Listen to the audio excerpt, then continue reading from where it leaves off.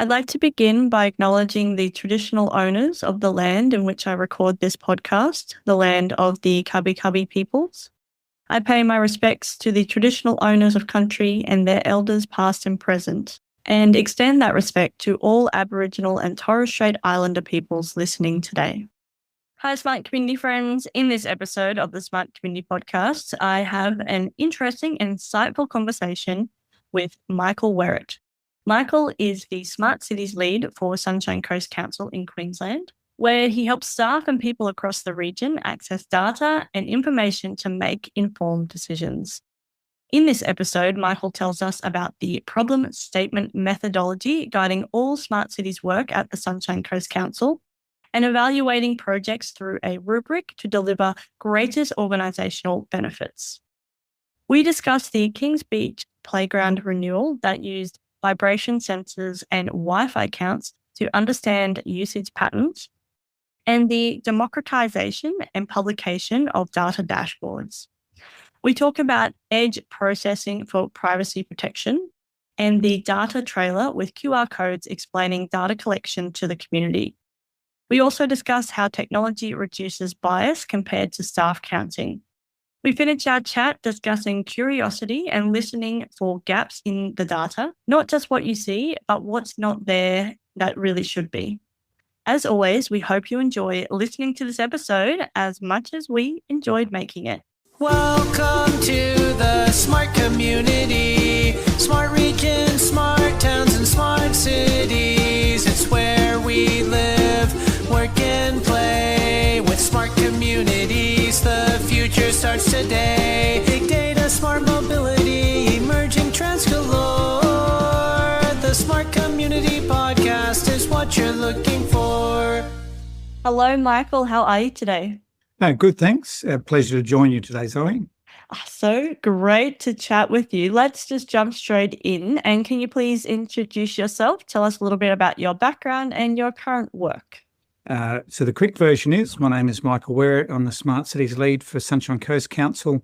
I've been in that role formally since 2015, but actually worked in it for a little bit longer than that, the last 10 years. I've actually worked for council now for 26 years, and during that time worked in a number of different parts of the organisation leading to smart cities. And in the work that I'm doing right now, we might talk more about it, but essentially our Smart Cities Framework and Implementation Plan is the document that I work to on a daily basis, and a number of other policy documents that we work on, like our Smart Infrastructure Manual. But ultimately, the key thing for me is about helping the organisation, staff, and people across the region to be able to have access to data and information to make informed decisions is a core component of why the team exists. Yeah, great. Well, yeah, we're going to get stuck into that in more detail. So let's start with how you, I was going to say you or your organization, but it sounds like you're working with data all the time. So it's like for your organization, but how do you use data visualizations and storytelling? Look, if I wind back the clock 10 years when everyone was talking about data being the new oil and all sorts of expressions around APIs being able to connect from devices counting and it'll be all easy. I think we were living a bit of a dream then. We didn't really know how to do it or what we were doing, and a lot of people are still struggling with understanding what the problem is to begin with. And that's the key that we actually start with, is a team or a branch say, we've got a challenge, we've got an opportunity, we've got a problem, we've got an idea of how we can improve things. They're the specialists in their own field. They know their work and they know what they've got to do. We don't know that, so we need to listen to what they need to do. But then what we're able to do is go through a problem statement methodology, which is, what's your problem? What might be the solution be? If we were to do that, how might we measure success? And then how might we implement that? And that 4-step process is stock standard problem methodology. And we do a rubric process to evaluate which problems are the highest order problems to deliver the greatest benefits to the organisation. And part of that becomes organisational change. How does the organisation and the region become better at mining data and then actually making meaningful decisions out of that data, and how is it easily accessible. And so there's actually a whole ecosystem that we have built gradually over the last 10 years so that, essentially we had an officer contact us from their placemaking role. Kings Beach is one of our key areas, and the playground there is about 20 years old and starting to look tired. And so their job is to renew that playground in a busy and active tourist location and used by the public day in, day out.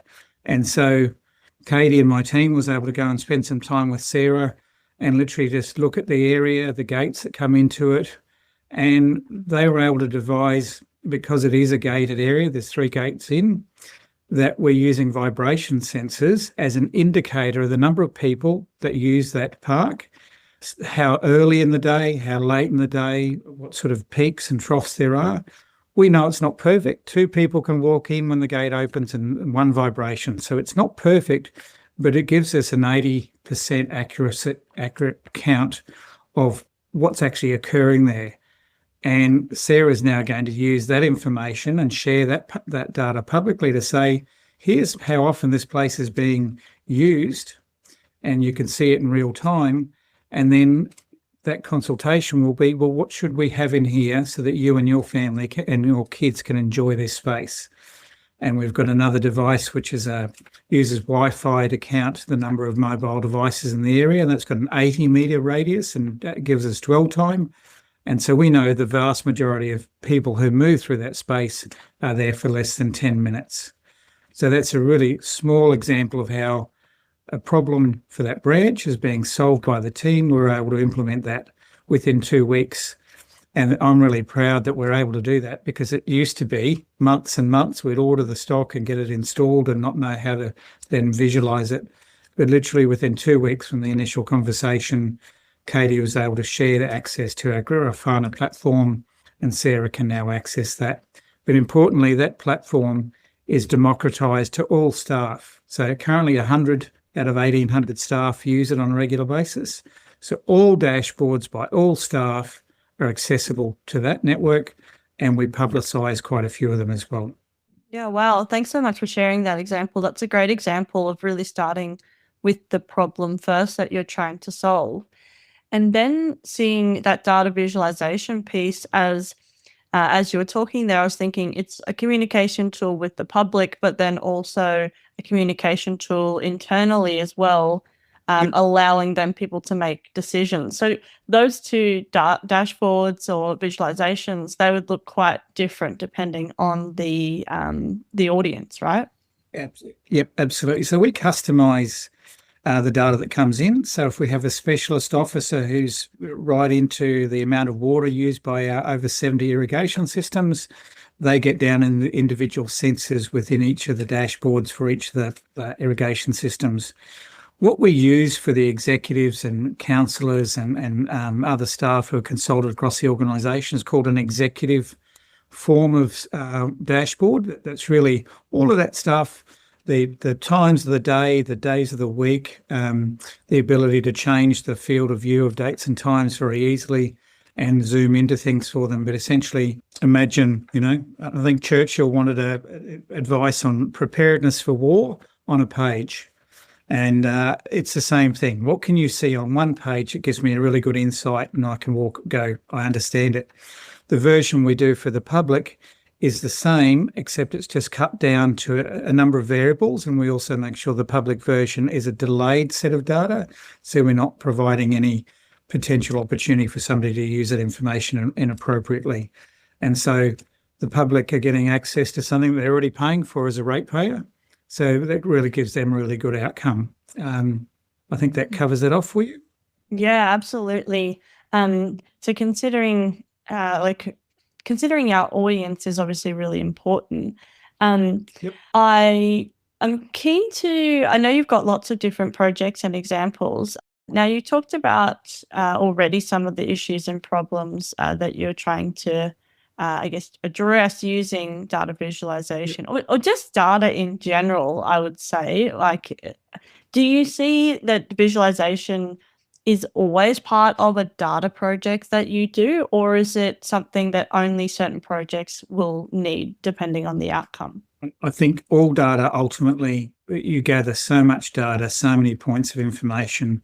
Visualizations are critical to being able to make sense of it and to understand. You just go back to basic statistics, and I'm no good statistician, but understanding what an outlier is compared to the core component, what the median is, and the 95th percentile, those sorts of basic information about a statistical analysis. Understanding if the data is incongruous with what you're expecting to see in that quick visualization, and detecting any errors or detecting where perhaps the camera's not set up right for what you're doing. There's that, and I guess I can jump now, if you like, into privacy, because let's do it. That's a huge area. We actually have taken the hard route over the last 10 years in not using storage of data. We protect people's privacy because we're using edge processing, literally at the camera, the vision that comes onto the camera after we've set up the points and the gates or the regions or whatever type of counting we're doing in the vision. After that initial point, and besides occasional reference checks that we do, which are literally seconds of access to that vision, nobody has access to it, and all data that leaves the camera is ones and zeros that turns into those visualizations. And so privacy, to meet Australian standards, Queensland standards, and our community's expectations are all set very high. And it also helps to save cost in some respects because of things that we're not doing in terms of storage and processing later. But the thing is that if you didn't count it right the first time, there's no way of recounting it because that opportunity's gone. But it's a really important standard for us in the team and also council around privacy. Is that something that you've also communicated, I guess, to the, I was going to say your audience, but it's like the community as well as internally? Is that something that goes along visualizations or any data project you do? Absolutely. So starting at the very top for our team is our Smart City Framework and Implementation Plan. We have identified 16 principles, privacy being one of those 16, and I won't go into the rest of them. Then when we go down to how do we communicate that, we have a data trailer which is solar powered and battery, and essentially cameras go up on a mast. But it's like a large box, really. It's white, and then actually we've got QR codes on the outside. So we actually say, it talks to the community, it says, I'm a data trailer. My job is to collect data for council to help inform how we service the community. And then the rest of the sides talk about where the data trailer is and why it's there. And the QR code takes you to a web page that tells you exactly where it is, and that's where you can get access to the data that's produced by the trailer. The next one's about privacy and how we deal with that and why it's important. So the QR code takes people there. And the third one is, what are the technologies that are sitting up on that mast that look like Big Brother, and how are they actually being used here, including the edge processing? But you get that information by following the QR code and getting to that web page. So we are very much about dealing with it first on and directly, and the community actually seem to respond quite well to it, because the number of responses we've had from that about people concerned with their data has been extremely low. And that goes to all of our installations everywhere. There's some kind of messaging to communicate what we're doing and getting it back to a web page that lets people know directly why we're doing it. Yeah, no, that's great. And I think done a lot of work in that space as well. And that transparency is so key to any data project, and then being able to, and I guess full transparency of exactly what everything is and what it's doing can help to build, I guess, have you seen it help to build trust with the community, as you were talking about there? Yes. Yeah. Yep. I think you asked early on, why do we do this? And I guess as somebody who's been in local government for quite some time, I hope this doesn't sound rude, but every now and again, members of the public, a little bit like squeaky wheels. Sometimes one voice can get an investment by council just because they are persistent and loud. And sometimes they have a valid reason for pursuing that outcome. Completely agree. With what we do is we tend to be able to help councillors and the executives and branches to be able to actually measure and test what it is that the issue is, and then sitting down with those members of the public. And the dog off lead is a really big issue for the Sunshine Coast. We've got some fantastic beaches. Dogs have a tendency to chase after wheels and short legs and children. And also, if people don't clean after them, then the feces adds to a whole issue in terms of health, right? So there's a number of things at play there. The public accepted the use of technology in counting the number of people and dogs and bicycles and prams that were going through some of the key areas. And the dog off lead areas, out of our 19, we have, I think, 8 that have vibration sensors. And so when the public consultation has occurred in that very sensitive area, strong opinions, either people love dogs or they hate them, right? And it's about 50-50 that if it was staff that are counting the information, they see it as biased. But if it's technologies that demonstrated to use it, we've shown where we're proactive about communicating what we're doing and how we're doing it. The acceptance is very high, which is really good. And then for that example, were you then able to, I guess, visualize the actual story that was happening? How many dogs, what was happening in the area? Yep. So it was, the response services, customer service, and the area that looks after the parks and gardens and environmental operations. So those 4 branches are the key stakeholders of that particular issue. We were a service area to those 4 in the work that they were doing. And so the visualizations, when they were provided and supported by some commentary by one of our team, that was what really helped the community to go, okay, we understand. It's, and it went a long way towards reducing that, passive aggressive, community who are very passionate, which was, not to say that there weren't a lot of challenges for the politicians and the executive in prosecuting what they ended up doing for the policy, but the basis upon the decision making was core and supported by smart cities in that way with the visualizations. Yeah, so you can see that direct impact of those visualizations, like taking the numbers. Well, first of all, a theme here is you actually being able to collect data, because I think that's something that and your team has the expertise to be able to do that. And I guess the just not the expertise in a technical sense, but knowing from a smart cities perspective that this is something that is possible, that is accessible. We're able to do that. Whereas some other teams might go, oh, we don't have any data on that. Okay, close. Case closed. And we make a decision based on opinion or whatever. So that's really that theme is coming through quite strongly, which is really great. And I know that you've done so much work in this space, but I guess, and you've done a lot of work to, embed that smart city approach across the council as well. So it's starting with collecting the data piece, and then, but the visualization, would you say that then allows you to have that direct impact on decision making, because you're able to then, the data is one thing, but then actually being able to visualize it with decision makers and helps supports that. I've actually quite often said, Zoe, that we have failed if the officers, if the organisation, if the community aren't able to make decisions based on the data that we collect.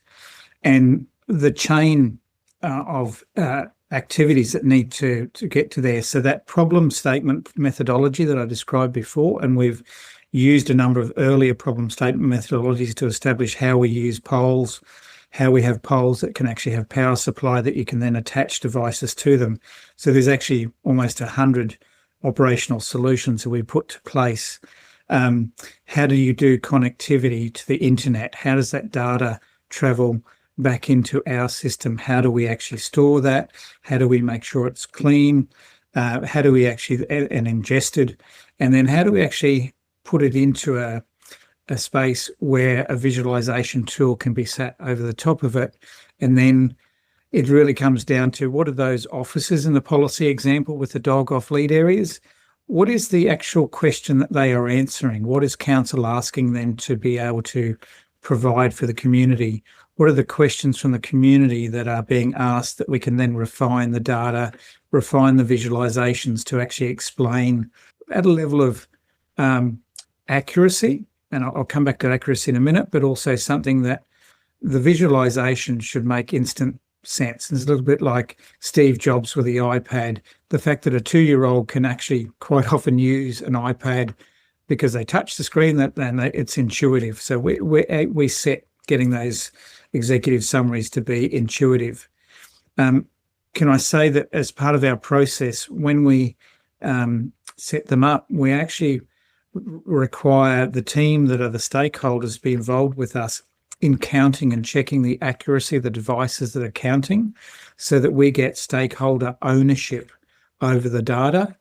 Sure, we're the service provider ultimately, but if the owner of the data doesn't have confidence in the data and can't articulate what the error rate is, everything has an error rate. It's not about zero error rate and, that's the only acceptable outcome. Everything has an error rate, but understanding what that error rate is, the circumstances under which it is higher and the circumstances that it's lower, and then ultimately how that translates into an acceptable statistical outcome that then can be visualised and communicated for internal decisions, whether that's at a council meeting for staff or ultimately the community.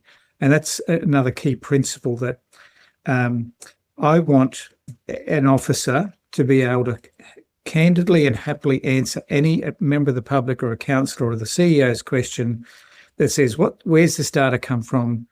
How can we rely on it? Why can we rely on it? And if they know about stats and accuracy, well, how have you checked what the accuracy is? And I want the officers to be able to actually answer that in 3 or 4 dot points with confidence about how they've been involved in that process and why this is a legitimate process that's been used to establish this data. And it's leading to me a point that I'd like to explain and take you through some of the, if it's okay. Yeah. Some of the use cases for data and how we're actually using them across the organisation, because I think that's actually pretty exciting, is I mentioned squeaky wheels, so politicians and being able to actually have that answered before, but grant applications. A good number of the grant applications from state and federal and other sources are increasingly saying, what's your evidence base for us giving you $2 million? Doesn't matter, whatever the number is, for whatever purpose. Really important that we know 10 months before somebody wants to submit an application, what data they're going to need for that kind of application. When they've got 3 weeks to fill it out, that's too late, and we won't do that. It's just we've got to be involved early. Capital works within councils, 10-year plans adjust and change 100 times before the years, and even during the year of implementation. Operational plans. If you can push out capital works by 3 years and it's a $5 million project because you know something about the infrastructure, because the research and the visualizations show that it's worth doing, or you bring it forward because there's an urgent need, that those decisions being informed is really important in terms of how council manages its budget. And one really funny example of both of those things is our amenities blocks. And every year we renew 3 or 4 of them. So 2 years out from that renewal for a particular facility, we put sensors that use passive infrared, so no cameras anywhere near the toilets, but just the heat of a person walking past. And we've got bi-directional, so we can count in and out. And by the way, number of toilet rolls and the amount of water that's used there is no way of actually measuring amenities. And what our property branch found from the data that we provided for a place that has a pump out is that the guy on the contract was pumping out about 12 times more per year than they needed to. That's now been adjusted, and they're looking at all of their pump out locations for savings. Operational outcome, savings for council. And this is for sensors that are just $2,000 or $3,000 to install. And the amenities are, is it the same size? Is it bigger? Is it smaller? Or are we just not going to have one there? So, each new renewal of a simple amenities block is $300,000 or $400,000 worth of cost. So all of those sorts of decisions. Then I'll just run through the next fairly quickly. So our procurement is being improved by data. Yes, we're using Copilot, but that's getting better. How much does council spend on consultation, where we get a document prepared by a consultant where they'll count traffic management for 5 hours in a location for $40,000, extrapolate that over the year, and then tell us what the report is. Can we do it for substantially cheaper? Because we don't really need a consultant's report, we just need quality data. And so looking at consulting budgets, if we reduce our consulting budget by 1% because of what we do, it's a good outcome for the region. And then aggregating demand, not just internally, branches buying stuff where they're not procuring in a good sense, but we're actually working with other councils around how we might actually procure at scale based on better data.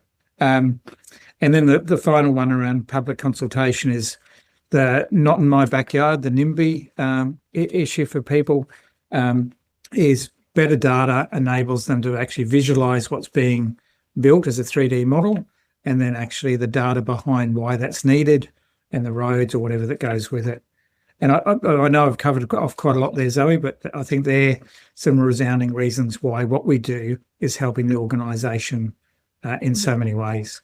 Yeah, absolutely. Thanks so much for sharing that. And I all of those examples are really key practical examples, which I think you're now at this stage where it's been, we said earlier, being embedded across the organization, and you can show that return on investment, which is something it's a bit removed from data visualization, but from a smart city perspective, I love it. And it's amazing because that's often what, it's like, oh, but what's the return on investment? What's the ROI?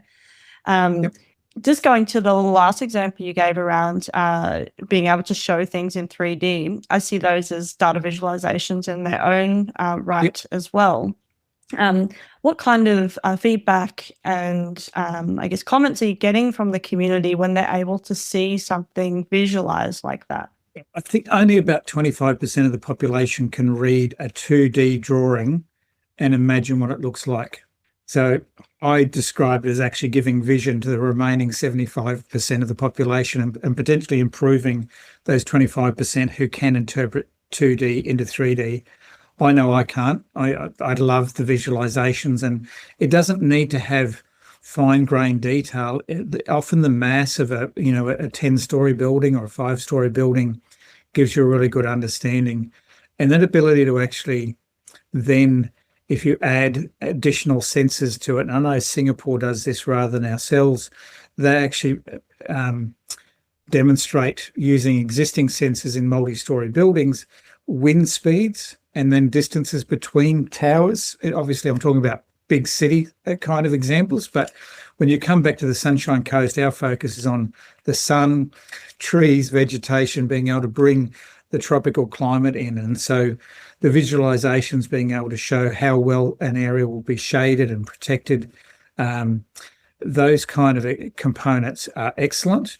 If you ever get the chance, or anyone listening gets the chance to come to the Sunshine Coast, we actually do walking tours. And one of the parts of our walking tour now is being able to actually show via 3D what's actually underground. So at one point, we've used a camera to show that spot, and then we're actually showing, okay, here's where our telecommunications conduits are. Here's the electricity, here's the water, here's the drainage, here's our vacuum waste system, here's the water supply.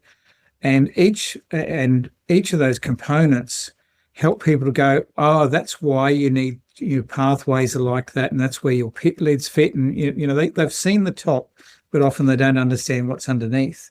And one of the great things for the Sunshine Coast is we are a carrier in our own right, and so where we put our conduits is important, so that if we can make sure that other carriers don't come along and overbuild, then the region's trees that's planted have a better chance of reaching full growth and without being interrupted, because we've been able to preserve that space in the corridor. And then when we look above new buildings that are for the developments that Walker Corporation are doing in our new data centre with NextDC, you can see what they look like, even though at the moment they just look like construction sites. And so that visualisation of 3D is enormously beneficial, whether it's school kids, we get year 8s coming along, or year 7s and 8s, and then university students, engineers coming along, and then a lot of people from other locations. And they just love that. It's one of their highlights of the walking tour. Yeah, it's great. I have partaken actually in that walking tour. Yep. And it's really awesome to see that data visual in it's not quite augmented reality, is it? I'm trying to think now. Where you have your phone, right, and then you can see underneath what's happening. Yeah, those terms all, it's mixed reality at the end of the day. Yeah, yeah. That ability to actually take your own phone and bring it up and show what the building that's there, for me, is augmented. It sort of brings out the realities in the background. It augments it to that sense. But it's that ability to actually see something that you just can't see on those 2D visualizations, the plans. The plans, yep. Yeah, and also, you can't see underground when you're walking along the path as well. No. Yeah. I know you've got some other examples that you would like to talk about just around data that you've been able to collect. Yep. And then, I'm really keen to let's run through those, and particularly how that then impacted decision making moving forward. So I guess the first one is, if anyone who's been to the Sunshine Coast or hear about the Mooloolaba Triathlon, we had the marathon in July, and then we had the Ironman just in August. Each of those three major sporting events in our outdoors stadium, if you can call it that, mean that the Sunshine Motorway, which people go from Maroochydore over towards the airport in North Coolum, one side of that, the southern direction, is actually closed from about 5 a.m. till 11 a.m., meaning the traffic then have to drive around via Bly. And so our economic development team that look after the sponsoring the event, and the event organisers, Transport and Main Roads, and also QPS, Queensland Police Service, are very interested in, okay, what impact does that have? How many vehicles? How well does the road network cope with that? And so, starting with the triathlon in April, we put the trailer in one location, covering 2 weekends, and the visualization that I can provide to you after this shows really clearly that in one direction there's a massive amount of additional vehicles going that way. And just recently with the Ironman in August, we were able to update that at the source, at the Sunshine Motorway intersection going to the airport and to Bly. And that location has meant that we're able to get very fine-grained detail about the number of vehicles coming off one way, which is normal behaviour, and then the change behaviour of vehicles going via Bly. And that is informing 2032 Olympics preparations for the marathon, because that's related to that path, with these other events that we're involved in. And so being able to actually bring that about. Going to the hinterland, I live in a little town called Woombai, which is just near Nambour. It's one of the rail towns. And at the main intersection, we have had some work done by a Queensland Government grant for the design and placemaking improvement of the streetscape. And as part of that, we've actually put in a permanent camera that's counting that intersection, looking at the number of people walking across the pedestrian crossing. And what that camera is actually doing, as well as counting vehicles and categorising buses and trucks going through there, motorbikes, separating them out, counting the vehicles that are turning right into the Hill Street. It's also assessing near misses.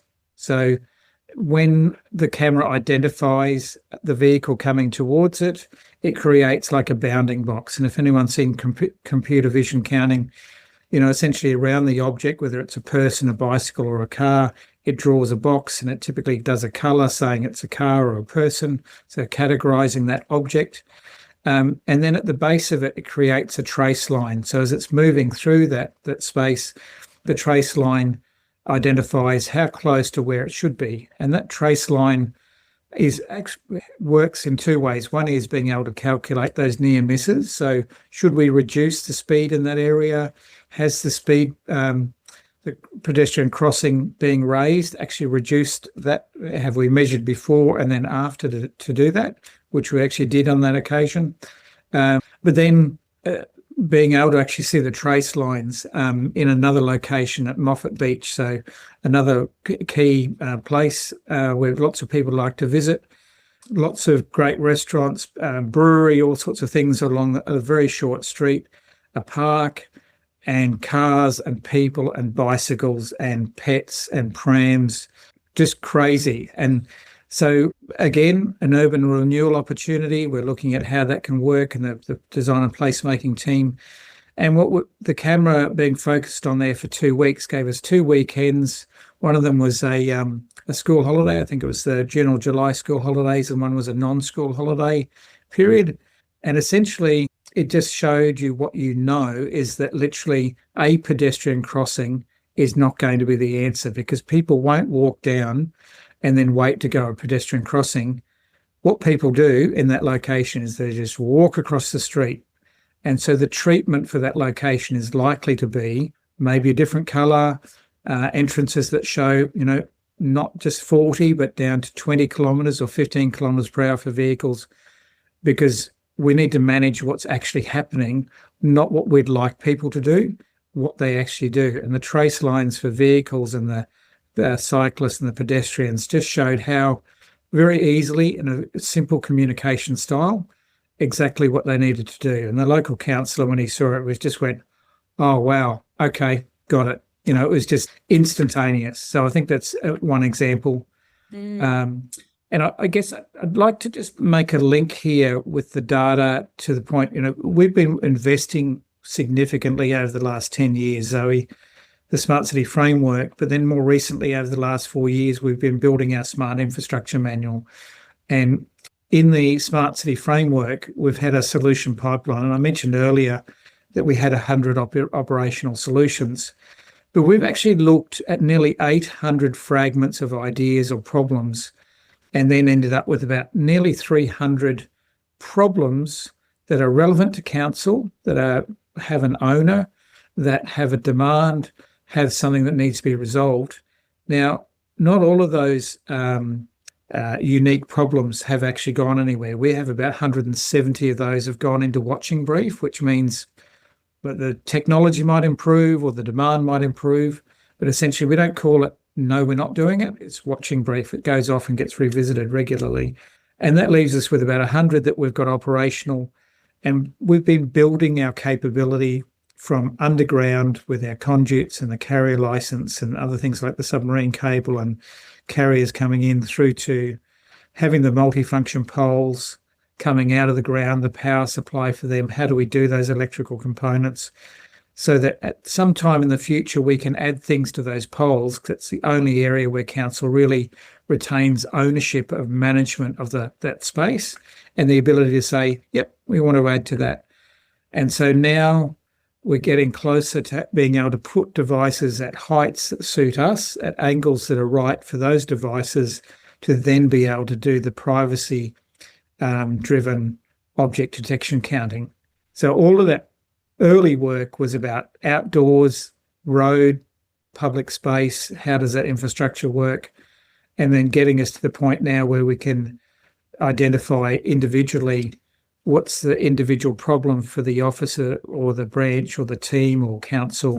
And then, because about 35 of the solutions that we have that are live and operational relate to devices and sensors, remote monitoring, people or human movement, whatever version of that might be, and then environmental counts. And, I talked about the number of vehicles before with the triathlon, but we have a weather station on the data trailer, which measures the amount of rain that occurs during that time and sun impedance. So we know how cloudy it was during that time. And so you might have a school holiday weekend, but it might have rained miserably hard all weekend. And you can see that from the data, because the first question you ask, oh, why is that weekend so quiet? It was a school holiday weekend. It was a public holiday weekend. Why wasn't it crazy busy? And then you look at that weather station information, environmental information, all of a sudden you're going, got it. All right, everyone was going off to Sunshine Plaza and the cinemas and doing stuff indoors. Yeah. And so being able to actually work through that process, we've now got that capability and we're sharing that information through the Smart Infrastructure Manual. So people listening to this podcast can literally go to Council's website, look for our Smart Infrastructure Manual, and look at the things we're doing. And it goes down to literally saying why we're doing it. Now, we're not necessarily doing it for other councils. That's not our core business. We're doing that, so embedding it into the organisation. So the council staff, if they put a tender out, they can reference our Smart Infrastructure Manual.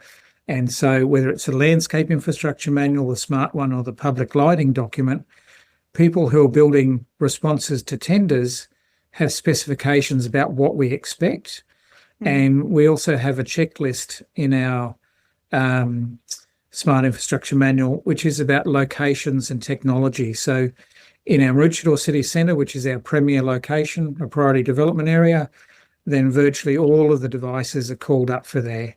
But if it's a remote rural park, nobody wants to gild the lily and spend money where it's not needed. That's where the data trailer or other short-term devices get deployed to suit meaningfully what we might need to do there specifically, not everything. And so prioritisation by location and alignment with council's planning scheme and our roads and our parks and gardens and environmental priorities means that branches in council are going, this is good fit, makes sense, this is where we use this. And that cultural shift has been probably 10 years in the making, but it's now routine to ask us for help. It's routine to use these things. And importantly, in local government land, it's now routine for them to pay for their sensors and their installation. We help them to choose what and where and why and help explain that, and then help them calibrate it and make sure they understand what that accuracy is and how we've got to that point, so that they can then say, and now I've got the data and I'm comfortable and confident with how it got here and why I've got it and how I can use that. And what's really exciting is Library Plus, which opened last Monday, the Caloundra administration building that's been redone into a combination of library. There's an entrepreneurial area for people wanting to do 3D modelling and planning and all sorts of printing. And you can book rooms, and then obviously we've got customer service in this library as well. So it's quite a public space. We've now got 18 sensors across multiple locations, counting people in and out. And so the confidence for reporting comes through, and they've literally paid, libraries have said, right, once this location is done, yep, now we're going to do it for all of our libraries. And how do we set up for that? So that commitment from one location to multiple locations is because of the confidence they've built up over time. Thanks so much for sharing all of those amazing examples, and just like such a it's not just about the visualization and the endpoint, but how you've then been able to build that culture. I was wondering around that I guess visualization, not necessarily as an endpoint, because I don't think data visualizations are just an endpoint, like the outcome. But and you've talked a lot about the process of what to go through as well, which is really key. But I'm just wondering, now that you're, this kind of service-based, like data as a service, does the dashboard piece always feature then when you're talking to people about, technology and sensors? Does it always feature? Does it always feature? I mean, like when you're talking like about, installing sensors in libraries, is it also then the dashboard part of that, then the whoever you're talking to also gets to view that data, understand that data, that kind of thing. Look, I think I'm yet to come across a circumstance where we don't produce a dashboard. Largely we're working towards getting more of data from legacy systems in, and I think to go to that consultant example. Often, the PDF that council receives from some work, we might get some data, but essentially, usually it's fairly structured and cleaned. So our dashboards are like our reports. They actually become, after the work that we're doing for you today, Zoe, will end up in a dashboard, which means that it'll have a title. It has a description of what we did or why we're doing it. So, your purpose statement. A note if there's historical data, when's it from and to, and who's done that, and the start date. a photo of each of the sensors. There's a map showing where our gateway is that supports it, if we've got one, and a map that shows each of the piece of data. And so essentially that whole, if you were to do a traditional PDF report where the consultant was to write, I'm going to say 150 pages and references at the back, we're including that content into our dashboard, and we actually are saying, look, for all intents and purposes, we're not going to write a report for you. You're the specialist in that area. You've got the data, you've been involved in it. And if you, hopefully part of one of the things we do is what does success look like for you? So, when you ask somebody to write a scope, most people, unless they're actually quite geeky and love doing scoping and writing technical specifications, they start to go, I need to book some time. It's going to take me 3 weeks to write that for you. And you say to the same person in the same next sentence, what does success look like for you, Zoe? Can you tell me at the end of this project with this data, tell me what will success look like? And you'll almost certainly go, well, I'll have data that does this. I'd like these numbers. And notice I just said like. So the first one was I need this. I like this. I want this. And part of that process, we start to filter, well, what are your success measures based on what you must have, the nice to have, what I'd like to have. And maybe we'll get like because it's a product of two other things, but it's really a case of success. We'll get it done by this time. We'll be able to use it. It'll provide us with quarterly information. We'll build up over 3 years. Can we use 3 weeks worth of data to produce it for you? Yes, no, very, very simple process of success measurement. And that's part of how we guide what we do for people.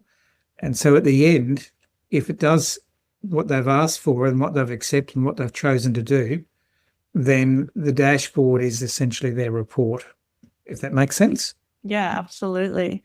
And I think that's and you talked about some of the key features, and obviously that's based on the context, but seemingly and a lot of the project you're talking about, a decision making that a decision had to be made anyway, right? But now you've got a data driven piece behind it. Yeah.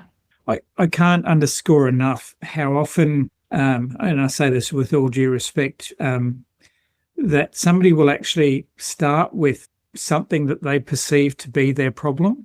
And part of our process is listening to that and go, okay, well, how will you use this? Who's asking you for this? What are the pressures? What have you done in the past? What's the baseline? Where are we coming from? Why are you talking to us today? These are all sort of questions that are about trying to prompt them. And, sometimes people will just go 15 minutes later, you've got a whole lot of information, and hopefully Copilot's been able to pull it all together for us. But essentially that the process of understanding what they really need is key to actually starting to get what somebody wants. And then once we understand exactly what they want, what they must have, then sometimes we need to introduce what the limitations are. So, if you think you're going to get 100% accuracy out of these cameras or these passive infrared sensors or whatever it is, well, we can't give you that. We can probably give you 90+%. And if we get 98%, we're excited, but let's be real. And then often an officer will go, oh, look, I'm looking at this intersection and I want it to tell me all of these things. And you go, well, one camera on that very big intersection is only going to give you a field of view. So you bring them back into, well, what in the field of view from this point, you'll be able to get enough pixels to get a high level of accuracy for these 2 lanes, maybe the pedestrians on the left and maybe the cycle lane in between, whatever the mix is in front of you.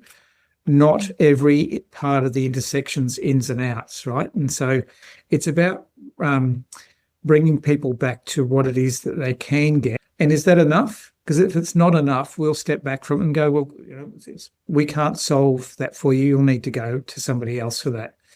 And so I think it's an important part of the process around listening, participating, getting them actively involved, and then showing them other examples of how we've done the same thing and how it's given them outcomes. And then usually people might have 12 things they want to do, but only 3 or 4 are necessary to count or capture what they actually need, and 8 of them are nice to haves. And if we can do that, then that's probably the key thing, is getting down to the nub of what people actually need to do. And then anything you get beyond those 3 or 4, because if you then ask them how much they're prepared to spend, usually the first thing is, well, nothing, because we expect you'll do it for free. And if we've established that we can do something and roll it out and have done it 20 times before, our answer is, well, no, you've got all these examples. If you want that, the cost today is actually probably a tenth, in one order of magnitude, less than a consultant's piece of work if we do it for you. And that usually gets them over the line, because we've done life cycle costing with all of the things that we do. We've got a whole series of calculations in there, and we can show how easy it is to actually get that pricing for you for that item right now, and how long, if you give the go ahead today, before we can have that installed. And that's that speed to be able to be more business-like in our responsiveness has taken us a long time. And when we reviewed our Smart City framework this year, which we do every year, we've got a maturity scale in it, and we've been gradually getting our way up the maturity scale. And I was kind of excited this year, because I had us at 3, but the repeatability and the automation that we now have, and the speed and responsiveness, have actually moved us to right at the beginning at 4, which is, you dream about being able to get to 4 and 5, but in a lot of areas of things that we're doing, I feel we've achieved that kind of level because we've done all of these other things and produced the basics to get to where we are, which is a really exciting point. Yeah, it is. And I think from a Smart Cities perspective, it is awesome to see kind of internal branches within council being able to do that too, because often it feels like it's supposed, well, people think it has to come from outside and this, kind of big thing, or, someone else. Yep. But it can happen in within the council if the investment in the culture and the embedding this stuff in and data-driven decision-making, et cetera, with, of course, a human lens of why we're actually doing it, which is what you were talking about earlier about what the problems actually are. It is so important. And so we're nearly at time. So I just have two quick fire questions. Why, or what elements of data visualization and stories makes them so impactful from your perspective? I think if we've got it right, somebody who's, the test is somebody in year 8, somebody who's, 12 or 13 years old or 14 years old can literally just look at that without any training and go, I understand what that visualization is. So it should be the visualization must meet that easy to see without somebody needing to actually know what it is. So it's that, and that's hard. And we've spent a lot of time and lots of advice from different people. But at the end of the day, getting it closer to what the person who actually asked for it, who needs it for a specific purpose, the visualization being as close to that as possible is important. And it's literally, I think, I always ask ourselves, the team, to actually make sure that we're actually asking the user. So if we've got the branch manager asking us to do something, or a coordinator or a team leader, love them dearly, very important parts of it. But if there's an officer who is day-to-day working in a particular space that is the user of that data, if we don't involve them and get them to tell us what they're looking for, we'll probably be 3 steps away off the mark. And it's, when we get there, it's because we've actually got the actual owner, the person who's using it, the person who cares about that data because it's meaningful to them. If we don't listen to them and we don't get that input, then, for me, it's that point we've failed the chain because we haven't got it right for them. Does that make sense? Yeah, absolutely. I think making it easy to understand for the audience and the user that actually needs to use it. But then I guess from a public, when you're thinking about a public perspective as well, obviously that will be different because There's people, all different types of people in the general public, so making it really easy to understand, so that anyone that isn't trained in it can look at it and go, oh, that means that there's this many people walking on this street at this time, or whatever the case is, and be able to draw out their own insights easily. Yep. Okay, last question. Any suggestions for listeners to use data storytelling or visualizations in their own work or life? Look, I think if you're curious, and I like that word rather than innovation or whatever, if you're curious, it's actually about looking for the gaps. People will tell you what they want you to hear, but listening for the gaps, because often it's, and that's what I look for in the data is not just what I see, but what I'm not seeing. And I think that's that when you've seen a particular type of graph over and over, or different visualization, it's being able to actually go, hang on, there's something that's not quite right here. Do we need to ask more questions? Are we doing it the right way? And so I think it's the being curious about what you're looking at and understanding it to the point where what's not here that should be, or what's that gap. That's a great way to end this interview. Thank you so much, Michael, for coming onto the podcast and sharing your wisdom with us. It's been a pleasure. Thanks very much for the opportunity, Zoe. I look forward to our next conversation. We'll talk soon. Bye-bye. Cool. Thank you. Bye. Thanks so much for listening to the Smart Community Podcast. You can find the show notes for this episode and all other episodes at zoeether.com/podcast. That's zoeeather.com/podcast. Have you got a question for me or one of our guests? We'd love to hear from you. Just shoot us an email at hello@mysmart.community. If you enjoyed the show, make sure you follow the podcast wherever you listen and connect with us on LinkedIn too. And hey, ratings and reviews are always welcome. They help more smart humans just like you find the show. As always, we hope you enjoyed listening to this episode as much as we enjoyed making it.